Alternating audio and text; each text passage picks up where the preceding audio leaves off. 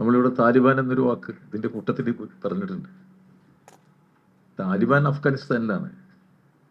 ഈ RSS എന്ന് പറഞ്ഞാൽ താലിബാന്റെ ഒക്കെ പോലെ മുകളിൽ നിൽക്കുന്ന ആൾക്കാരാണ്. അത് നമ്മളെല്ലാവരും മനസ്സിലാക്കി പോകണം. വരെ താലിബാൻ RSSനും തുല്യം ചെയ്യരുത്. താലിബാനേക്കാളും വളരെ മുകളിലാണ് RSS. കാരണം അത് ലോകത്തിലെ ഏറ്റവും വലിയ സംഘടനാ സംവിധാനം. ഇന്ന് ലോകത്തിലെ ഏറ്റവും വലിയ സംഘടനാ സംവിധാനം എന്നത് RSS ആണ്.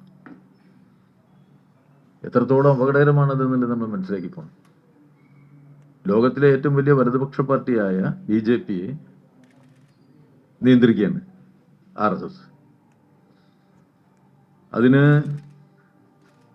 അതിനെ നിയന്ത്രിക്കാൻ അവർ ഒരുതരം നിയന്ത്രണത്തിനും അത് വിധേയമല്ല.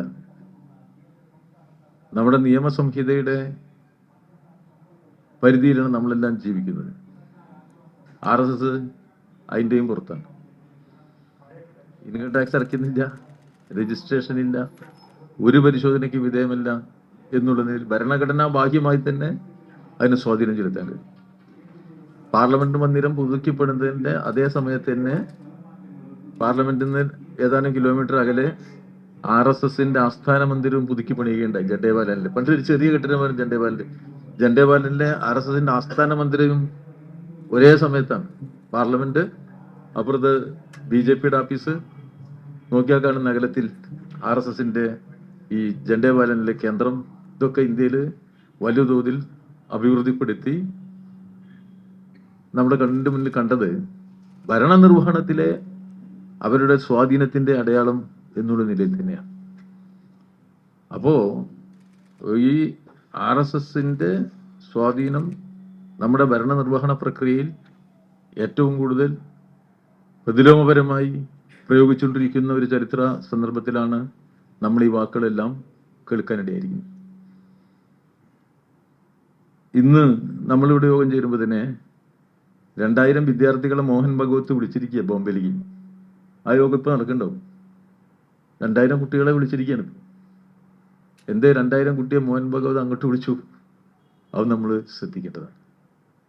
ഇവിടെയാണ് നമ്മുടെ സമൂഹത്തിൽ വന്നുകൊണ്ടിരിക്കുന്ന മാറ്റത്തെ ജനാധിപത്യത്തിനോടും ഭരണഘടനയോടും സമൂഹത്തിൽ രൂപപ്പെടുന്ന തിന്മകളോടും പ്രതിരോധിക്കുന്ന പ്രക്ഷോഭക്കരുത്തിനെ സംഘപരിവാർ ഭയപ്പെടുന്നുണ്ട്. ആ ഭയപ്പെടലിൽ നിന്നാണ് ഇത്തരം പ്രഖ്യാപനങ്ങൾ ഉണ്ടാവുന്നത്. ഇവിടെ ഇപ്പൊ മോഹൻ ഭഗവത് എന്താ ഇവർ വിളിച്ചു? മോഹൻ ഭഗവത് എപ്പോഴും അദ്ദേഹം RSSന്റെ സർസംഘചാലക്കായതിന് ശേഷം നടത്തിയ പ്രവർത്തനങ്ങളെ കുറിച്ച് മോഹൻ ഭഗവത് എന്ന പേരത്തിന് ഒരു പുസ്തകമുണ്ട്. എങ്ങനെയാണ് അദ്ദേഹം ഇന്ത്യയെ റീഡിഫൈൻ ചെയ്തുകൊണ്ടിരിക്കുന്നത്, RSS എങ്ങനെയാണ് ഇന്ത്യയെ പുനർനിർണയിച്ചുകൊണ്ടിരിക്കുന്നതിൻ്റെ തെളിവുകളാണ്. അതിൽ ഒരു ഭാഗം ഭരണത്തിന്റെ വീതം വെപ്പാണ്. ഭരണനിർവഹണത്തിന്റെ വീതം വെപ്പിൽ 2 അജണ്ടകളുടെ സംയോജനമുണ്ട്. എല്ലാവർക്കും അറിയാം. അത് ഒന്ന് കോർപ്പറേറ്റ് അജണ്ടയാണ്, മറ്റൊന്ന് സംഘപരിവാറിന്റെ തീവ്ര ഹിന്ദുത്വ അജണ്ടയാണ്. ഈ 2 അജണ്ടകളെ സംയോജിപ്പിക്കുക എന്നൊരു പ്രവർത്തനം വളരെ ഭംഗിയായിട്ട് നടത്തുകയാണ് കേന്ദ്ര ഗവൺമെന്റ് ചെയ്തുകൊണ്ടിരിക്കുന്നത്. അപ്പോൾ അതിലെ കോർപ്പറേറ്റ് അജണ്ടകൾ യാതൊരു പരിക്കുമേൽക്കാതെ ഇന്ത്യയിലെ കോർപ്പറേറ്റ് കൊള്ളലാഭത്തിന് രാജ്യത്തിന്റെ എല്ലാ ധനസ്രോതസ്സുകളുടെയും വാതിലുകൾ ഒരുമിച്ച് തുറന്നു കൊടുത്ത് ലോക ചരിത്രത്തെ തന്നെ അത്യപൂർവമായ തീവട്ടിക്കൊള്ള ഇന്ത്യൻ കോർപ്പറേറ്റ് മുതലാളിമാരിപ്പോൾ നടത്തിക്കൊണ്ടിരിക്കുക. പഴയ മുതലാളിയല്ല. ഇന്ത്യൻ കോർപ്പറേറ്റുകളെ കുറിച്ചുള്ള പഠനങ്ങൾ ഇപ്പോൾ ഈ മേഖലയിലെ പ്രമുഖന്മാർക്ക് നടത്തിക്കൊണ്ടിരിക്കുക. ഏറ്റവും കൂടുതൽ ലാഭം കിട്ടുന്ന ആൾക്കാരാണ്. ഈയിടെ നമ്മൾ വായിക്കേണ്ട ഇപ്പോൾ ഗസയിലെ വലിയ തോതിലുള്ള വംശഹത്യയിൽ ഉപയോഗിച്ച ആയുധങ്ങളുടെ നിർമ്മാണത്തിൽ ഇന്ത്യൻ കോർപ്പറേറ്റുകൾ വഹിക്കുന്ന പങ്കിനെ കുറിച്ച് മുമ്പ് അങ്ങനെ നമുക്ക് ചിന്തിക്കാനും കഴിയില്ലായിരുന്നു. ഇപ്പോൾ ഈയിടെയായിട്ട് അത് പ്രസിദ്ധീകരിക്കപ്പെടുകയുണ്ട്. എത്രത്തോളം അവർ ആയുധ നിർമ്മാണ മേഖലയിലേക്ക് ഇന്ത്യൻ കോർപ്പറേറ്റുകൾ വളർന്നുകൊണ്ടിരിക്കുന്നു. ഇപ്പോൾ ലോകത്തെ മിലിറ്ററി ഇൻഡസ്ട്രിയൽ കോംപ്ലക്സുകൾ അമേരിക്കയിലാണ് ശക്തമായിട്ട് രൂപപ്പെട്ടതും ഇന്നത്തെ ഈ ലോകാവസ്ഥയ്ക്ക് വലിയൊരു കാരണമായി മാറിയതും. അതിൻ്റെ ഇന്ത്യൻ പതിപ്പ് ഇപ്പോൾ ശക്തമായിട്ട് നരേന്ദ്രമോദിയുടെ നേതൃത്വത്തിൽ നമ്മുടെ കോർപ്പറേറ്റുകൾക്ക് കൊള്ളലാഭം ഉണ്ടാകുന്ന തരത്തിൽ രൂപകൽപ്പന ചെയ്ത് പ്രയോഗത്തിൽ കൊണ്ടുവന്നുകൊണ്ടിരിക്കുകയാണ്.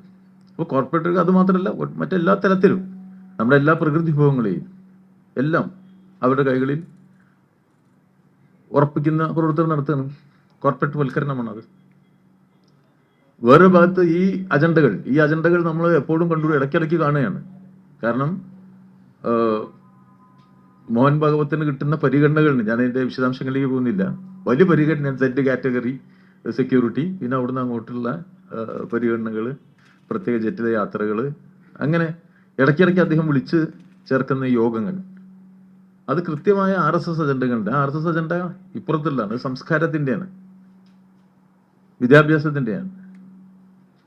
അത് നമ്മുടെ രാജ്യത്തിൻ്റെ എല്ലാ മേഖലയെയും വർഗീയവൽക്കരിക്കുന്നതിന് വേണ്ടിയാണ്, നാടിന് ഗുണം ചെയ്തതല്ല. ഇപ്പോൾ ഈ RSS അജണ്ടകൾ ചരിത്രവും വിദ്യാഭ്യാസവും സംസ്കാരവും എല്ലാം ആ നിലയിലുള്ള എല്ലാ മേഖലകളിലും പ്രയോഗിക്കുന്നതിൻ്റെ ഒരുപാട് അനുഭവങ്ങൾ നമ്മുടെ മുന്നിൽ ഇപ്പോൾ കണ്ടുകൊണ്ടിരിക്കുകയാണ്. പൊതുവിദ്യാഭ്യാസ മേഖലയിലെ നയങ്ങൾ ആ നിലയിൽ അത് ചിട്ടപ്പെടുത്തിയിട്ടുണ്ട് എന്നുള്ളത് നമുക്ക് കാണാൻ കഴിയും.